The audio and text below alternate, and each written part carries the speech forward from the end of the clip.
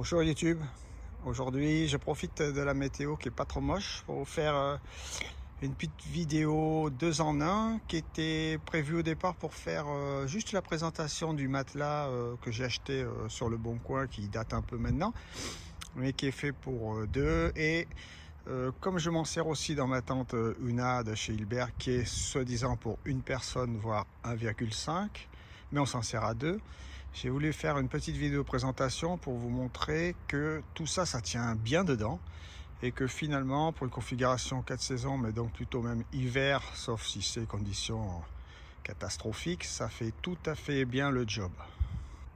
Je vais vous filmer ça en zoom x1, comme ça déforme pas trop l'image, parce que souvent quand on fait le grand angle, ça donne l'impression que c'est beaucoup plus grand que c'est en réalité. Bon là, quand c'est possible, je vais faire en x1. Donc au départ, l'idée c'était de vous présenter mon matelas Exped pour le bivouac à deux. En fait, en hiver, c'était le Sinmat HL Duo Winter M. Donc ce matelas, il est pour deux, mais en fait forme un petit peu légèrement momie. C'est la gamme Winter, donc plutôt air-value assez élevé pour l'hiver. C'est Sinmat, donc c'est chez Exped, ça n'est pas la Downmat, donc dedans c'est un isolant synthétique. HL, parce que c'est la version la plus légère qu'ils faisaient à l'époque de ce matelas, parce que sinon il y avait une version normale qui était plus lourde, beaucoup plus lourde. Celui-là, il fait à peu près 1 kg. En version donc 2 places, longueur normale et largeur normale. Au plus large du plus large, donc aux épaules, il fait 1,05 m, 1,05 m, moyennement bien gonflé. On peut peut-être gagner 1 ou 2 cm en gonflant plus. Au plus 3, au niveau des pieds, il fait 85. Et en longueur, 1,85 m. Voilà l'intérieur du matelas Sinmat, celui avec le matériau synthétique, à comparer avec le Downmat, qui lui a du duvet. Mais alors il faut bien faire gaffe à le répartir, le duvet, parce que selon comment on le roule, il se retrouve que sur les côtés, ou qu'en haut, ou qu'en bas. Donc bon, il faut le gonfler, et après il faut le taper un peu pour que le duvet, vous le mettez la tête en haut, la tête en bas, etc., pour que ça se répartisse. Le Sinmat, il a une air-value de 5, et le Downmat en 9 cm d'épaisseur, celui que je vous présente là, lui il a une valeur air-value presque 7. Donc l'histoire du pourquoi ce matelas, c'est lorsqu'on part en rando à deux en hiver, mais maintenant même l'été, est-ce que c'était vraiment nécessaire d'amener deux matelas qui faisaient, c'était des Downmat toujours de chez Exped, mais 7 et 9 cm. Donc c'est des matelas qui faisaient entre, moi j'avais un large et long, et madame elle a un normal. Ça nous faisait au total 1,3 kg. Alors que là, le air-value est inférieur, mais on tombait à 1 kg pour un matelas. Alors certes, ça faisait moins large que les deux autres combinés, mais enfin, la question c'était est-ce qu'on allait pouvoir s'en sortir.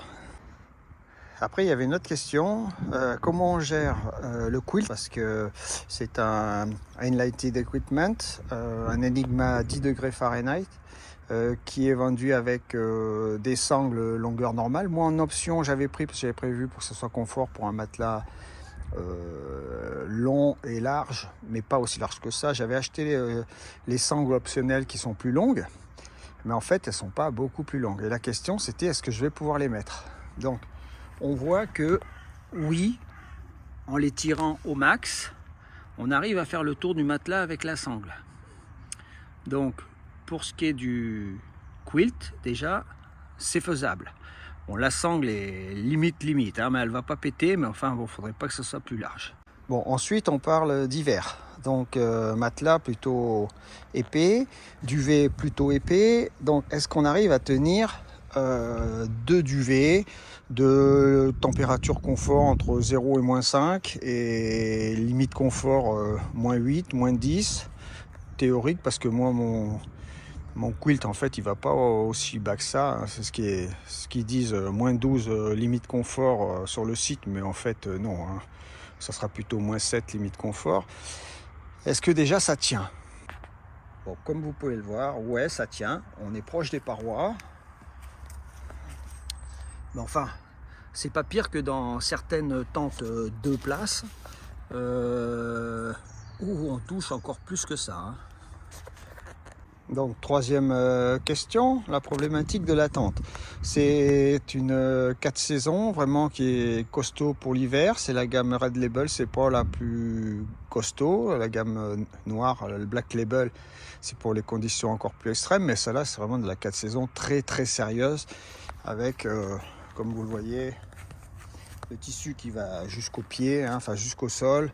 Bon, bah, double paroi forcément, du cil nylon en 1200 de chez Hilberg. Sur le site, elle est vendue comme une place. Quand on cherche, il y a une place, 2 places. Voilà. Quand on lit le descriptif, il la considère plus éventuellement comme une 1,5 place. Si vous regardez les rares revues qu'il y a sur internet sur cette Ouna, il y en a qui vous disent qu'ils arrivent à en mettre 2 là-dedans, 2 personnes, mais de manière très occasionnelle. Donc la question c'était, est-ce qu'on peut faire plus que de l'occasionnel en hiver là-dedans? Pour remettre les choses dans le contexte, sur le site, elle est vendue comme une place parce qu'ils disent que en fait, c'est une tente qui utilise très peu de place au sol et qu'elle est faite pour, comme c'est une casse-saison, pour vraiment la montagne, au-dessus de la ligne des arbres, sur des crêtes, donc ou dans la forêt très dense où il n'y a pas beaucoup de place. En largeur, effectivement, bien étirée, elle fait pas plus de 1,45 au sol, sauf si on considère que ça triche un petit peu de ce côté et de l'autre côté que je vous montrerai une fois fermé. Voilà, une fois fermé, ça donne ça. Ça, c'est le côté de la porte et vous voyez qu'ici il y a un petit crochet en bas Montfort en fait qui permet aussi de gagner un tout petit peu de place à l'intérieur. Je vous ai montré sur une autre vidéo que c'est une tente qui est vendue comme étant sans abside. Mais en fait, on peut tout à fait mettre un sac de 55 litres le long de la tente à l'intérieur sans que ça gêne. En fait, ici, là, on peut, vous verrez sur mon autre vidéo faite sur la présentation de la Ouna, tout à fait mettre un sac 55 litres qu'on a vidé de son matelas, oreiller, duvet, etc. Et on peut même en mettre un autre ici, ce qui fait que les deux peuvent, sans abside, être quand même à l'abri de la pluie. De plus, du côté qui ne s'ouvre pas, si on tire ça, on arrive à mettre là-dessous assez facilement des chaussures, voire un peu plus que des chaussures. Un sac, pareil, 55 litres qui serait bien aplati. Donc la question qui se posait, c'était est-ce qu'on est bien sur ce matelas? Moi, 95 kg, 1m72, madame 1m60 et quelques, 60 kg. Le matelas est séparé en fait en 2 parties. Même s'il est plus fin que mon down mat 9 cm, j'ai pas du tout sur le côté la hanche qui touche par terre. Ça m'a très bien isolé du froid par des 0 degrés, mais en fait il est donné pour beaucoup plus bas que ça, hein. Quelque chose comme moins 20, je mettrai les specs sur l'écran tout à l'heure. Bon, ce matelas ne se fait plus, hein. En largeur, les 105 de large, c'est tout à fait jouable, on se gêne pas. Là, je parle de configuration hiver, donc à la limite, si on est bien collé, on se tient chaud. Donc bon, c'est plutôt effectivement configuration couple, ou alors amis qui s'entendent très très très bien, hein, parce que 2 gars qui sont copains de rando, voilà, ça a un peu la gênance. La question de l'habitabilité par rapport à la tente. J'avais montré l'autre fois que chez Hilberg, la tension est assez faible de la tente intérieure à cause des élastiques qui ne sont pas très tendus. J'ai montré que si on tendait ces élastiques, on avait plus de place. Et donc moi, pour la démonstration, là, je l'ai laissé en mode, on va dire, repos, c'est-à-dire quand elle est stockée, je ne tends pas vraiment les élastiques partout. Mais là, vous voyez, certains, je les ai laissés. C'est-à-dire j'ai fait 2 tours dans la boucle, là. En temps normal, juste pour la nuit, je tends tous les élastiques et ça me fait plus de place intérieure. Alors, donc ça donne quoi concrètement? Effectivement, on frotte tous les deux sur le côté. Bon, c'est léger. C'est pas, on n'est pas à pousser la tente intérieure non plus, mais on frotte légèrement. Mais c'est une double paroi, donc en fait on n'a pas d'humidité à l'intérieur et la partie jaune chez Hilberg est water resistant, c'est pas imperméable, mais enfin ça résiste à l'humidité. En longueur, moi je fais 1,72 m, donc c'est moi le plus grand des deux. Ça touche très légèrement parce que sur la vidéo j'ai descendu un peu le matelas pour me laisser pas mal de place à la tête. Mais en fait voilà, hein, on voit que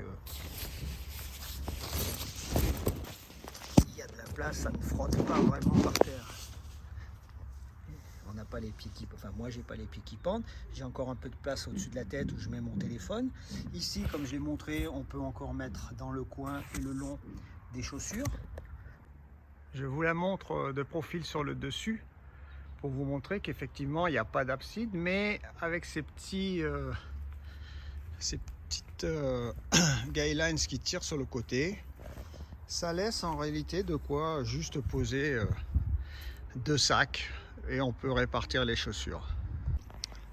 Voilà, l'idée générale de cette vidéo, c'était bon, vous présenter ce matelas pour vous dire que à deux, même quand on est son petit confort, on est tout à fait bien en largeur avec 105 en haut, aux épaules, que bon, mais il ne se vend plus, mais enfin, il doit y avoir l'équivalent aujourd'hui dans la gamme R chez Exped.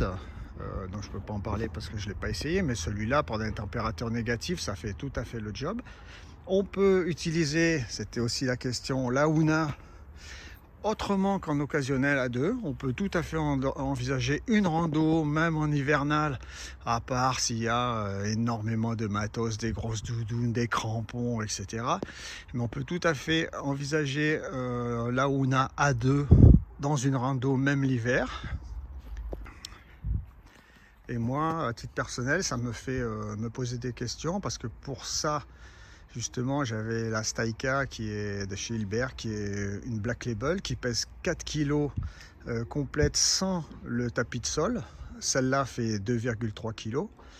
Et franchement, on peut l'amener que quand on peut garer la voiture pas trop loin. La vraie rando, style sur plusieurs jours dans le Mercantour, c'est trop difficile à apporter 4 kg alors qu'il faut aussi être en autonomie. Donc voilà, peut-être que la Staika va se retrouver, qui sait, à la vente, même si c'est du sublime matériel. Mais bon, j'en ai peut-être pas vraiment l'utilité maintenant que je vois que celle-là peut remplacer du moment que c'est pas des conditions très très extrêmes. Voilà, j'espère que cette petite vidéo vous aura plu. C'est une vidéo 2 en 1, ça présente 2 matos et voir s'ils sont compatibles les uns avec les autres. Vu qu'on parle pas beaucoup de la Hoona sur le net et que ce matelas se fait plus, on n'a pas beaucoup parlé non plus. Voilà une approche de qu'est-ce que peut être la randonnée à 2 dans une tente 1,5 mais de qualité. Salut YouTube.